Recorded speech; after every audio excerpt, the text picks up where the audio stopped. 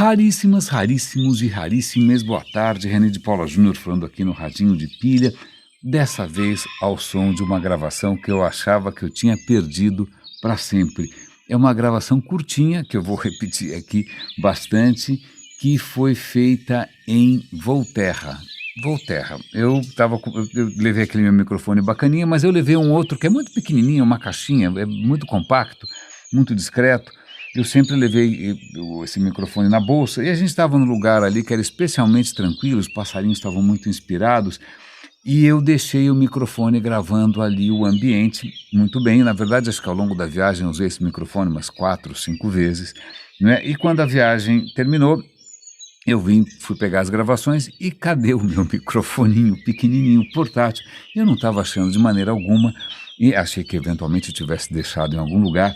Mas, para minha alegria, ele tinha ficado no bolso de um casaco, esse casaco tinha ido para a lavanderia, não é? E, felizmente, na lavanderia, o pessoal percebeu que tinha alguma coisa no bolso e me devolveu. Chegou hoje de manhã e eu estava agora há pouco dando uma explorada. Tem uma gravação boa de Perúdia também, ficou bastante bom. Ele não é estéreo como o outro, mas acho que, de qualquer maneira, mesmo que fique um pouco repetitivo, eu acho que orna bastante essa nossa conversa. Eu acabo de fazer um episódio do Roda e Avisa, para quem por acaso ainda não sabe, né, se bem que acho que ninguém sabe, quase é uma coisa completamente marginal, mas em 2003 eu criei um podcast. Na época era um dos primeiros podcasts do Brasil, não vou disputar aqui primeiro, não, a antiguidade, mas é um dos primeiros, né? E esse podcast se chama Roda e Avisa e ele está no ar até hoje. Eu nunca parei. A diferença com relação ao Radinho de Pilha é que ele não é diário.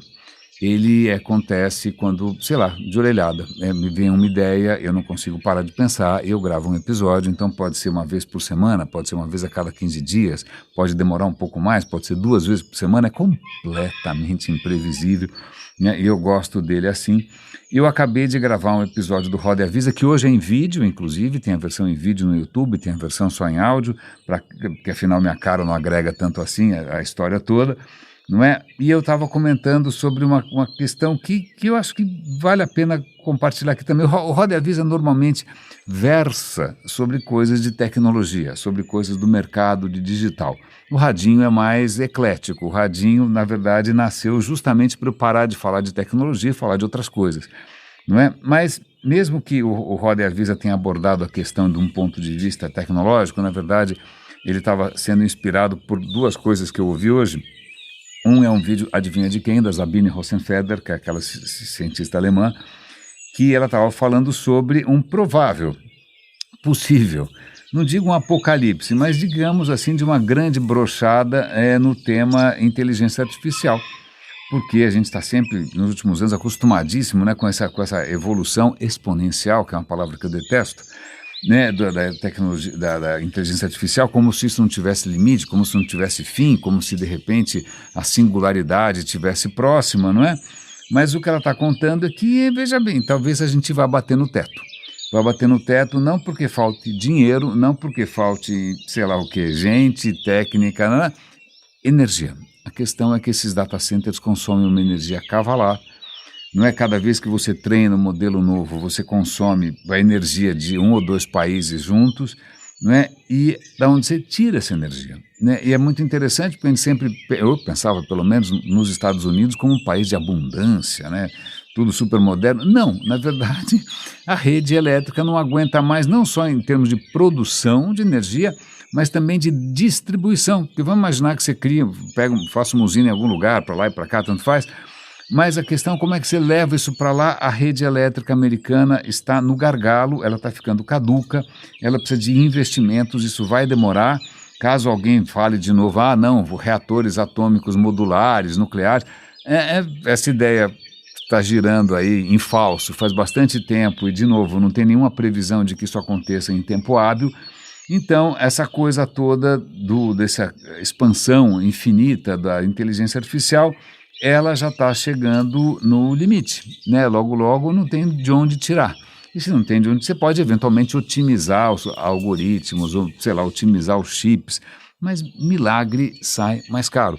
E isso teve uma ressonância bastante boa com um episódio que eu estou ouvindo agora do podcast da revista Quanta, sobre uma questão que eu já tinha visto, eu não me lembro se eu comentei aqui ou não lembro, que é sobre o infinito. Existe um grupo aí minoritário, né, bastante, digamos assim, rebelde com causa, que está tentando, um grupo de matemáticos, físicos, até filósofos, né, interessados em acabar com o infinito.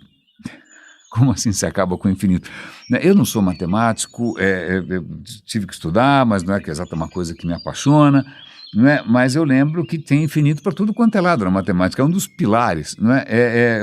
Nesse programa eu estava aprendendo, isso é muito interessante, que a questão do infinito não era uma questão, em princípio, matemática, porque infinito era de Deus. Deus era infinito. Ninguém mais. Como assim? Alguma outra coisa vai ser infinita? Não é? Aristóteles já tinha falado, olha, se eu começar a contar 1, 2, 3, 4, 5, eu não paro mais. Então não tem um limite real para o quanto eu posso contar. Mas o pessoal da igreja não gostava muito dessa ideia de qualquer maneira, alguém só foi inserir a ideia do infinito na matemática no século XIX. É um matemático chamado Cantor, eu já tinha ouvido falar, já tinha lido alguma coisa a respeito. Ele vai falar, bom, eu posso ter um infinito assim, um infinito assado, aquele infinito assado pode ser maior que o assim, como é que o infinito é maior que o outro, e eu não sei como é que resolve essa questão, é muito difícil para mim, isso já me dá sono, não é? Infelizmente, eu sou um pouco mais pragmático do que a matemática requer. Mas por que os caras estão querendo mexer num dos pilares, um dos fundamentos da matemática? É porque talvez não seja prático, talvez não faça sentido. Por quê? Porque o mundo é finito. O universo é finito. O universo começou e tudo indica que ele não vai durar para sempre do mesmo jeito. O universo não é infinito nem em tamanho, ele tem um tamanho finito. A gente tem uma boa ideia de qual é o tamanho do universo, né? Se eu não me engano, qual é o raio do universo? 40 milhões de anos-luz? Eu não lembro bem. 40 bilhões de anos-luz, quer dizer, eu não lembro bem mais. Mas não é infinito. Né? E mesmo o planeta também não é infinito. Né? Você tem um limite para tudo, com minérios, atmosfera, até a própria renovação da natureza.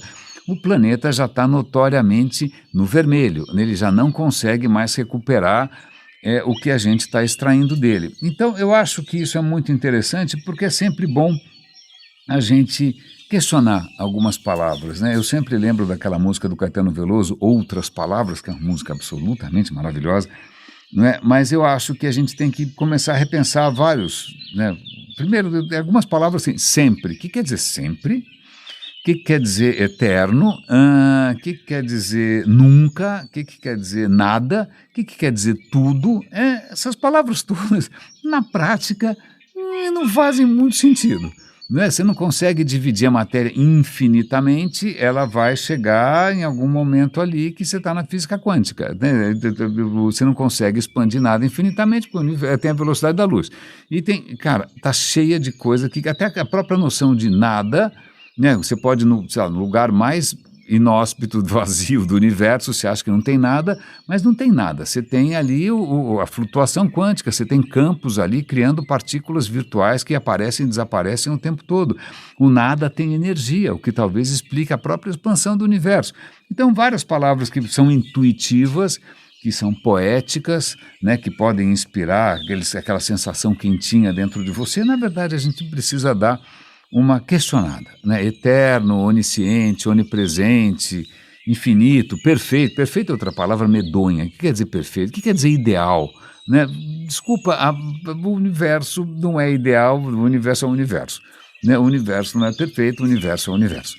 Não é? Então, acho que é muito bom a gente começar, toda vez que a gente ouvir ou soltar uma palavra dessas e achar que mandou super bem, né, vale a pena a gente dar uma repensada, porque as coisas não são exatamente como a poesia ou a matemática gostaria que fosse. Então, eu vou dar o link aqui para vocês, eu estou publicando, eu estou exportando o vídeo ainda agora, vou transformar em áudio, vou subir no SoundCloud, mais ou menos o mesmo processo que eu faço aqui no Radinho. Mas voltando aqui para o bom e velho Radinho, ontem eu estava estava escutando um episódio novo do The Rest is History. Eu fiquei algum tempo sem ouvir, não só porque eu estava viajando, mas porque eles estavam tratando de coisas que eram um pouco específicas, eu não queria saber, não estava com tanta paciência assim, tinha mais o que fazer, literalmente. né? Mas agora eles estavam com um episódio, uma série sobre a guerra entre a Grécia e a Pérsia. Muito oportuno, já que agora a gente está, né, o Irã virou de novo o palco de uma coisa insensata, não é? E a gente esquece que o Irã hoje, que é com essa questão islâmica fortíssima, ele é o herdeiro de uma civilização fascinante, que é a civilização persa. A gente já comentou aqui quantas coisas a gente herdou dos persas, a administração pública, as estradas, né, inclusive a tolerância entre culturas e etc. e tal. Acho que matemática alguma coisa também, geometria, não sei. A gente herdou muita coisa dos persas. Mas, infelizmente, a gente herdou algumas coisas que não são tão legais. Eles estavam comentando ali do começo do Império Persa. Eram várias, é uma confusão sempre, a história é sempre Game of Thrones, nunca é simples, nunca é exatamente como a gente aprendeu na escola, tramóias, assassinatos, complôs, mentiras, né?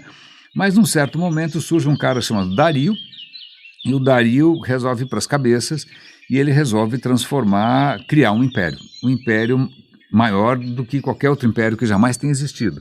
Né, o Egito era grande, mas não era um império. Né, Babilônia, a Síria, eles não chegaram a ser exatamente um império, mas a Pérsia foi um baita império. A Pérsia realmente se expandiu e ela conseguiu funcionar, ela era funcional, ela conseguiu montar todo um arcabouço, né, leis, inclusive, que a gente que inspiram até hoje. Mas uma coisa que eu nunca tinha parado para pensar é que é o seguinte: o que o Dario inaugura, infelizmente, é uma ideia infeliz, realmente infeliz, que é a seguinte: você tinha deuses de todo tipo ali, um deus para cada um, é uma festa, era uma alegria.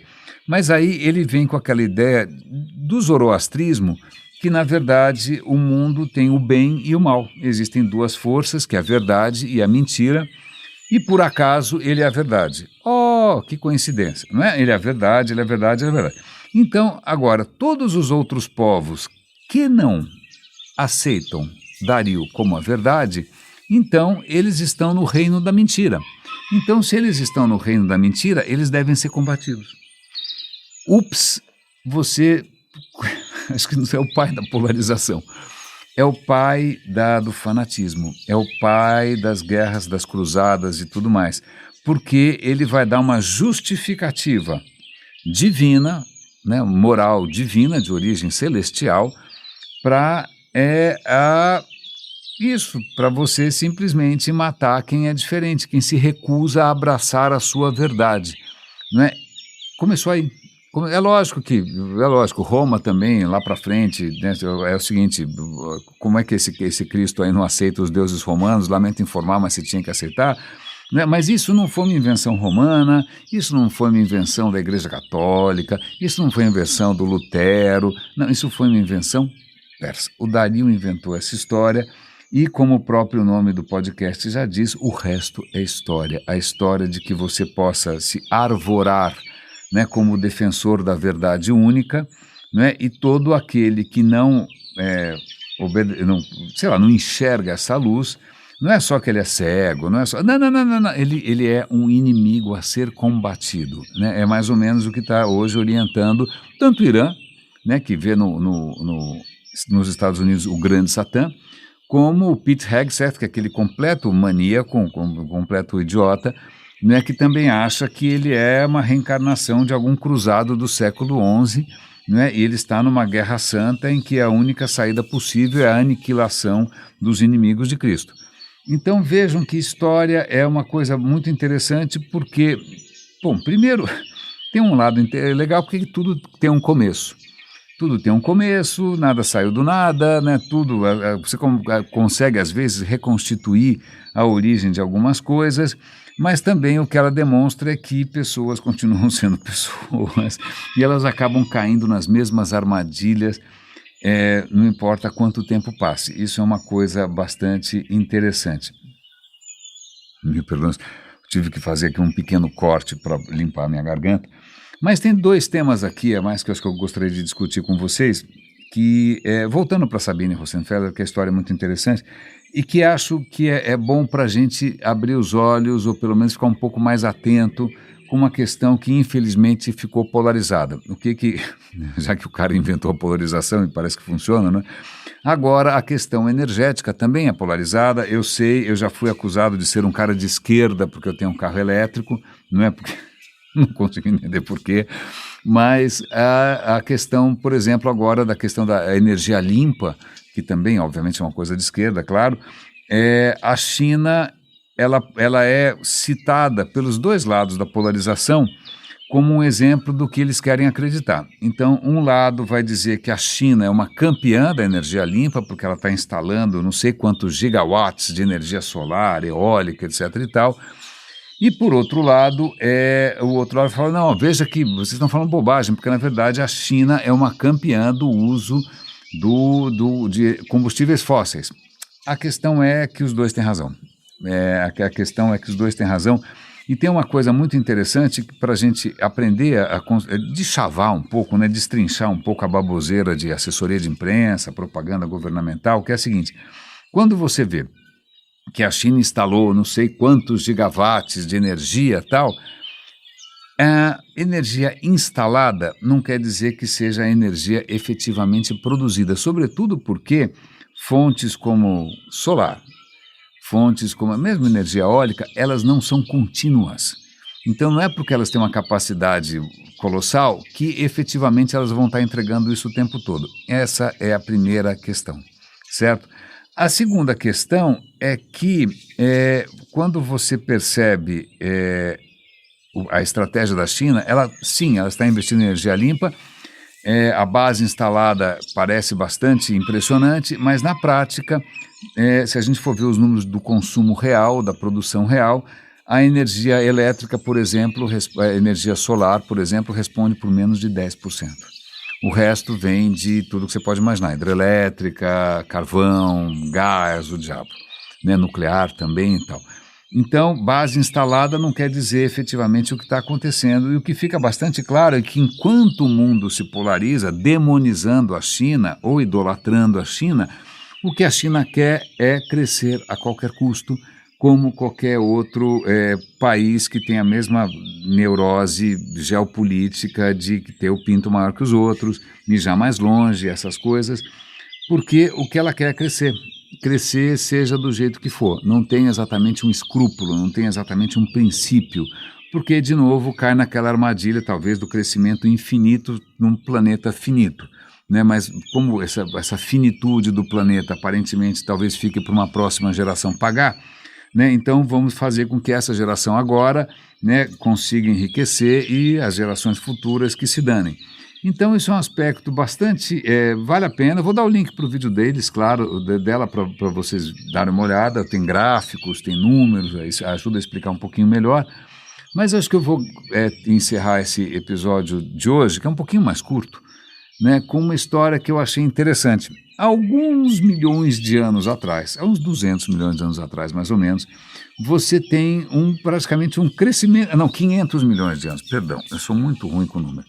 500 milhões de anos atrás, faz bastante tempo, vale lembrar que o planeta tem 4 bilhões e meio, mais ou menos, né? Então, nos últimos 500 milhões de anos, aconteceu uma coisa estupenda, um crescimento exponencial, vamos dizer assim.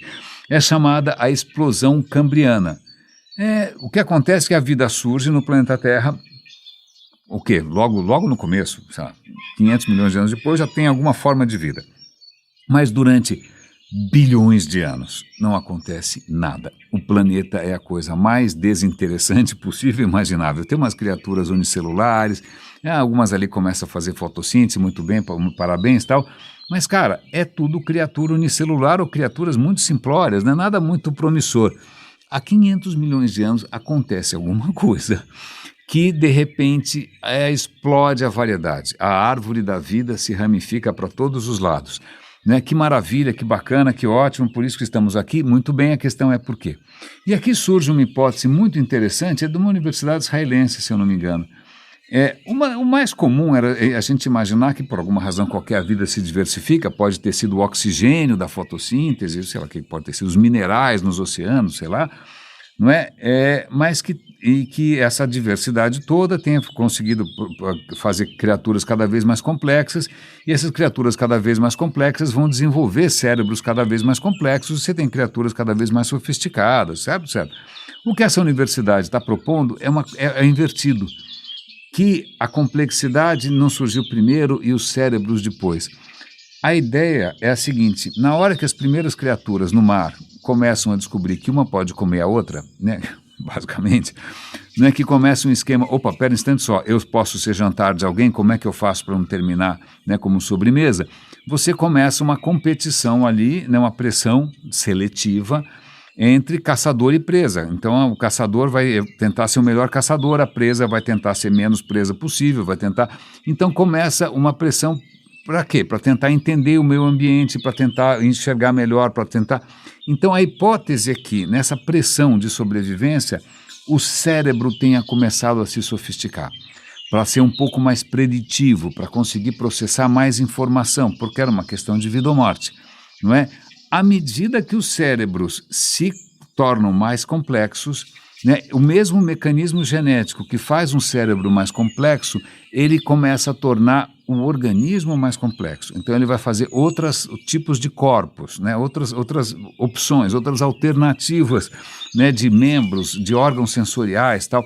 Mas o que eles estão colocando aqui é que o que fez com que essa explosão realmente decolasse foi justamente o surgimento de cérebros, que esses cérebros precisavam lidar melhor com o que estava acontecendo, porque você tinha ameaças vindo de todos os lados, né? No oceano elas vêm literalmente de todos os lados, de cima, de baixo, do lado, de trás, da frente.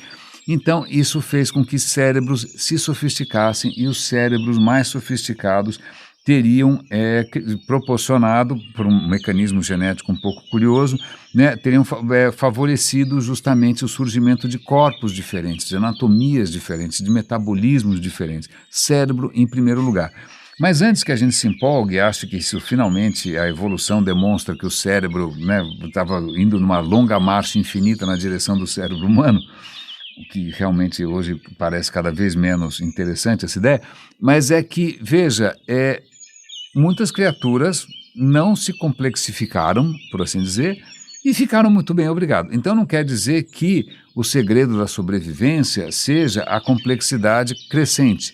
Muitas criaturas, e a gente está vendo aí, né, tem esse hantavirus, um vírus aqui, uma bactéria colar, né, são criaturas que optaram por um esquema bastante simples, né, que estão sobrevivendo muito bem. É bom para a gente sair um pouco da armadilha de pensar que evolução é uma coisa linear, né, que tem alguma coisa rumo à perfeição, que tem alguma coisa rumo ao ser humano. Não tem. Né? Se alguma coisa funcionou e continuou funcionando, ela vai continuar funcionando e está tudo bem. Né? Alguns, porém, né, tomaram um outro rumo, mais ou menos como a gente falou no episódio de ontem, aquelas 3 leis maravilhosas que acho que eu vou tatuar, eu não tenho tatuagem nenhuma, acho que eu vou tatuar essa, que é aquela história, alguns sim, outros não. Né? A segunda lei a diferença não é tão grande assim, e a terceira grande conclusão, que eu acho quase um poema, é tudo muito mais complicado que isso. E a gente adora. Raríssimas, raríssimos e raríssimos, muito obrigado pela sua atenção. Cuidem-se, por favor, um grande abraço e até amanhã, e fiquem com os passarinhos de Volterra.